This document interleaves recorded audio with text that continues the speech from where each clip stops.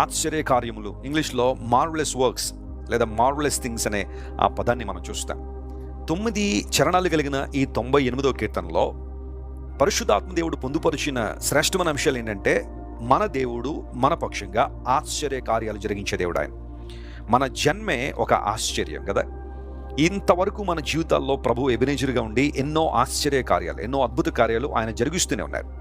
కొన్నింటిని మనం అడిగితే చేశారు, కొన్నింటిని మనం అడగకపోయినా ప్రభు అద్భుతాలు చేస్తూనే ఉన్నారు.